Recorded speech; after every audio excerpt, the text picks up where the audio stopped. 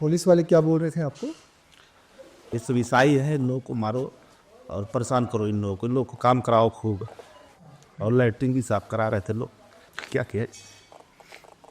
फिर भी परमेश्वर का धन्यवाद हम लोगों ने किया।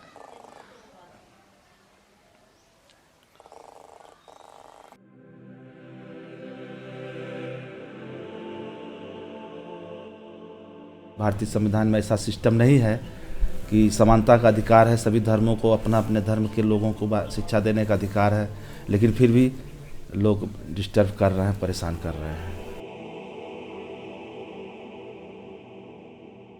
सबको बराबर नहीं देख पा रहे हैं ना। ये मतलब अपने तरफ आकर्षित करना चाहते हैं, है ना, कि मतलब वो जो ब्राह्मणवादी व्यवस्था वो लाना चाहते हैं।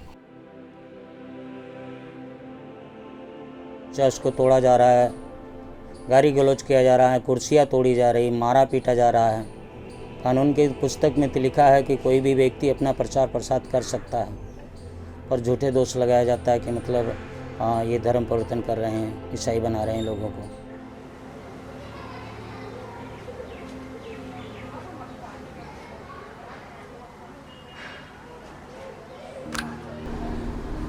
छः महीने तक ले जेल में रखा गया हमको। आरोप लगाया गया था कि ये धर्म परिवर्तन करता है, ईसाई बनाता है लोगों को और पैसा बांटता है और बाइबिल बांटता है, ऐसे ऐसे करके लोग गाली गलौज करता है यहाँ पर आकर के गांव में। आज जब से सरकार आई है तब से मतलब हिंदू मुस्लिम सिख ईसाई यही कह कर के मतलब लोगों को टारगेट किया जा रहा है, सताया जा रहा है, मारा जा रहा है। हम रावर्ट्सगंज बाज़ार गए थे कुछ काम से मार्केट गए थे, और वहाँ से जब आए तो मुझे चौकी इंचार्ज ने फ़ोन किया था कि आइए कुछ पूछताछ करनी है। तो हम चौकी पर गए तो मुझे बैठा लिया गया। कुछ देर के बाद उन्होंने एक पेपर निकाला और उस पर हमसे दस्तखत करवाया, जो कि पेपर को देखने नहीं दिया, सिर्फ दस्तखत कीजिए, हस्ताक्षर करने के लिए बोला। और उसके बाद बोले कि आपके पास कुछ किताबें हैं? तो हमने बोला जी सर, हमारे पास बाइबल है, और हमारा बाइबल है, हमारी पत्नी का बाइबल है, और कुछ स्वास्थ्य और जीवन की पत्रिका भी है। गाड़ी पर बैठाए और कोतवाली ले गए। पूछताछ करने के बाद उन्होंने बोला कि क्या करते हो? हम कहे सर स्वास्थ्य और जीवन हम लोग जागरूक करते हैं, लोगों को पौध शिक्षा पढ़ाते हैं, महिलाओं को जागरूक करते हैं, साफ़ सफाई के बारे में बताते हैं। लेकिन कह रहा है तुम लोग यही बहाना है, इस बहाने की वजह से लोगों को ईसाई बनाते हो। जेल में जब हम गए तो वहाँ पे पहले गेट के अंदर जब हम लोग घुसे तो उन्होंने पहले तो पूरा कपड़ा निकलवा दिया।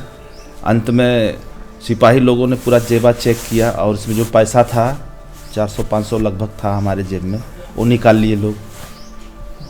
और उसके बाद चड्डी भी निकलवा दी सर रात में। इतना अत्याचार वो लोग किए हम लोगों के साथ। उसके बाद अंदर गए तो रात में थोड़ा बहुत खाना खिलाए। उसके बाद सुबह हुआ तो फिर खबरें दबाने लगे कि ये ईसाई बनाने वाले, धर्मांतरण करने वाले लोग हैं, इनको मारो।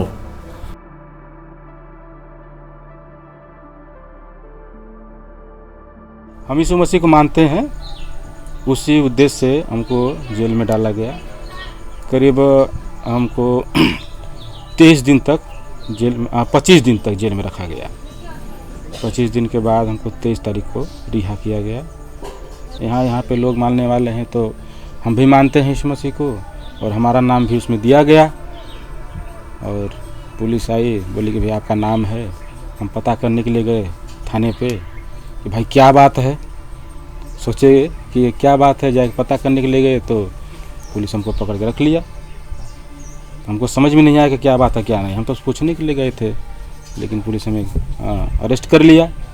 पुलिस का व्यवहार बहुत ही बेकार था।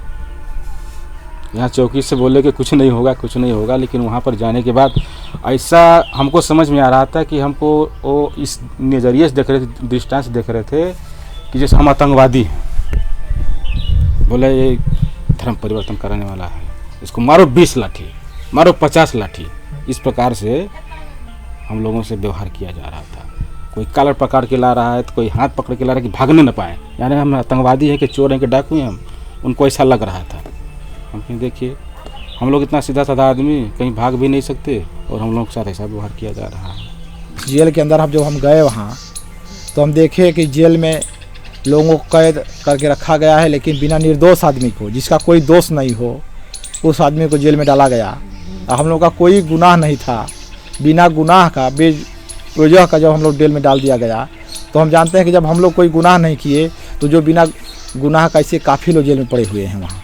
इस हिंदू धर्म में काफ़ी प्रताड़ित भी होता है, लोग कर रहे हैं। पानी वानी कहीं अगर आप ब्राह्मण के घर जाएंगे तो पानी आपको नहीं देगा पीने के लिए, चाहे भाई आप चमार जाति के हैं, पानी भी इधर आप रख देता है कहीं बाहर, गिलास विलास प्लास्टिक के गिलास है, अगर पीना है तो पीजिए, नहीं तो फिर जाइए। अपने बर्तन में ना खाना खिलाएगा ना पानी पिलाएगा। निचले तबके जाति हो तो वो सबको यही क्रिश्चियनिटी के हिसाब से सबको यही सब समझते हैं, तो उसी श्रेणी में हर लोग आते हैं। उस श्रेणी का फ़ायदा ये लोग जानते हैं कि इस अगर यहाँ से थोड़ा सा हट के तो इसमें क्रिश्चियन हो गए, तो अपने नज़रिया से सबको एक भाव देखते हैं वो लोग।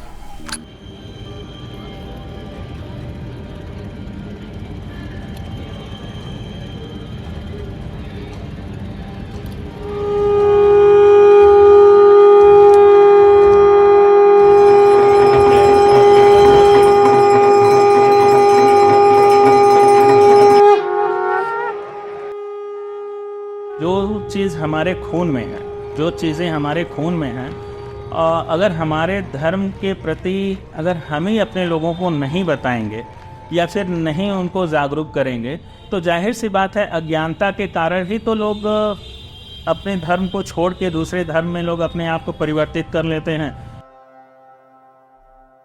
I am from a community where I've heard the chants "Pehle Kasai Fir Isai." We hear about all of these. We talk about the fact that there is a minority targeting that is happening, which is there for everybody to see. International organizations are recognizing it. जो क्रिश्चियनों के जो school हैं, इनमें Santa Claus के कपड़ों को पहना देना और ये सारी चीज़ें करते रहना। भाजपा सरकार के आने से इन सारी चीज़ों पे तो रोक लगना शुरू हो गया, लोग बोलना शुरू कर दिए, लोग अपने लिए लड़ना शुरू कर दिए कि नहीं यहाँ पे धर्म परिवर्तन हो रहा है, उसका विरोध शुरू करना शुरू कर दिए।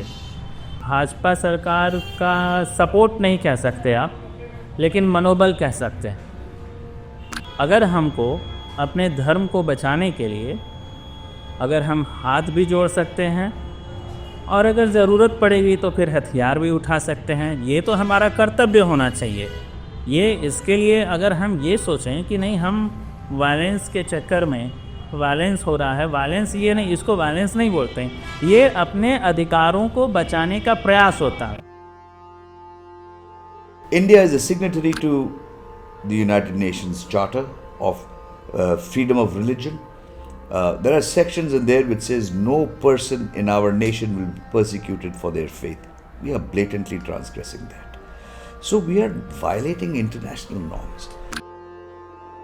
Typically, there is a young Christian citizen who is accused of trying to convert people, regardless of whether it is the clothes that he wore or that he was going to a church or whether he was a certain group of friends.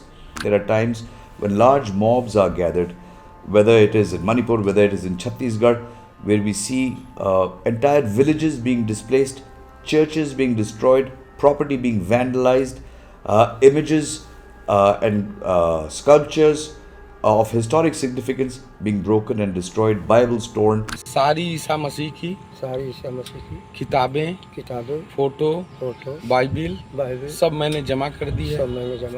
अब मेरे घर से कुछ भी ईसा मसीह का अगर बरामद हुआ तो मेरी जिम्मेदारी है। ठीक, अलीलुलिया बोलो मादर चोद, तब बोलते थे ना अलीलुलिया घोसड़ी वाले।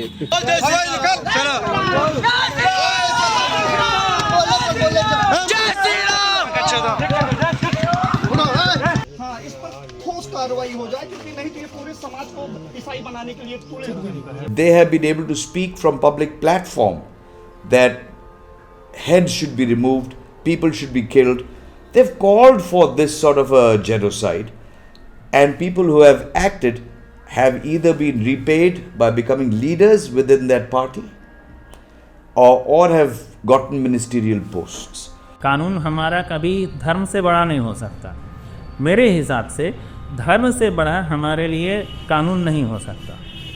इसलिए हम वो काम करते हैं। अगर कानून आता है बीच में, वो भी देखता है कि हमारी चीज़ें सही हैं या गलत हैं, हम गलत कर रहे हैं या सही कर रहे हैं, तो कानून अपना काम करेगा। As the United Christian Forum, we've been monitoring incidents of violence against Christian citizens of India. And in 2014, when it was about 120 such violent incidents that we were able to authenticate, now at the end of 2023, where we are over 700 incidents of violence. In these last 9 years, we have gone from a situation where there was one violent act every 3 to 4 days to now when there's almost 2 to 3 acts a day. जितने भी Christian लोग हैं जो यीशु मसीह विश्वास करते हैं उनको अंदर डाल रहे हैं, बेगुनाह के लोग भी अंदर डाल रहे हैं, गरीब लोगों को भी डाल रहे हैं। जो बड़े बड़े जैसे चर्च हुआ और सारे लोग, उनको तो नहीं कुछ कर रहे हैं, सब चला रहे हैं। और जो गरीब लोग हैं उन्हीं को डाल रहे हैं, जिसको खाने के लिए भी नहीं है, जो अपना अपना धंधा चला रहा है उसको डाल रहे हैं कि वहाँ से निकल भी ना पाए। बड़ा दुख लग रहा सर, क्या किया जाए।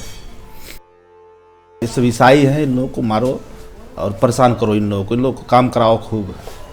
और लैट्रिन भी साफ करा रहे थे लोग, कचड़ा जो होता है उसको। क्योंकि सरकार में ही सब हो रहा है। निकलते समय डर लगता है कि कब क्या कर देगा, कैसे कर देगा, कोई पता नहीं है। जबकि आजमगढ़ में हम जाते हैं तो उधर धमकियां मिली हैं कि इधर लोगों के काट करके फेंक देंगे, गोली मार देंगे, ऐसे ऐसे लोग बोलते हैं। I had personally had a conversation with the Prime Minister all the way back in 2014 when I made him aware when there were attacks on 5 churches here in Delhi. And at that time he had said that people who speak inciting violence, inciting whatever they do from the larger community, it is their fundamental right to speak as well, as much as it is your fundamental rights that you're claiming about. Our Prime Minister is very mum on some of these most important of things. We've seen Manipur burn, but we haven't heard our Prime Minister even take a flight and go down there to see what is happening within his own state. It breaks my heart to see this. But at the same time, he's able to travel to anywhere where a temple is being inaugurated or anything else is happening, and the violence still continues in Manipur. So I do not wish to comment on part of our Prime Minister on why he does what, but actions unfortunately speak much louder than words.